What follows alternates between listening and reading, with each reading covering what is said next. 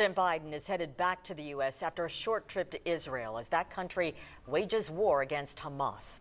The president met with families of victims of last week's terrorist attack. He pushed to get aid to people in Gaza who are running out of food, water, and supplies. NBC's Alice Barr recaps that trip and the ongoing tension in the Middle East. Amid seething tensions in the Middle East, President Biden making a brief but politically potent visit to Israel. You are not alone. Reaffirming U.S. support for Israel's fight after the brutal Hamas terror attack and seeking to contain the bloody conflict following a devastating blast at a hospital in Gaza that killed hundreds of civilians and roiled anger and agony in surrounding countries where protests erupted. While Israel and Hamas trade blame for the hospital explosion, President Biden pointing to the U.S. intelligence assessment that Israel is not responsible. I was outraged and saddened by the enormous loss of life yesterday in the hospital in Gaza. Based on the information we've seen to date, it appears the result of an errant rocket fired by a terrorist group in Gaza.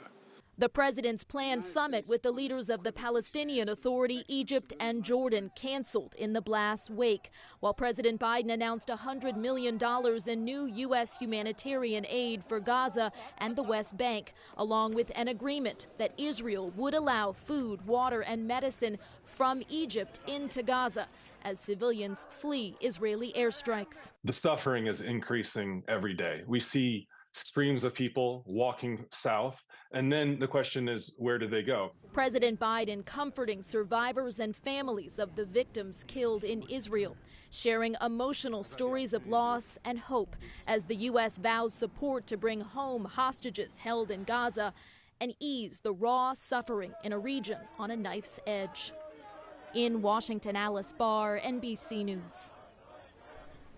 President Biden plans to ask Congress for what he calls an unprecedented support package for Israel's defense.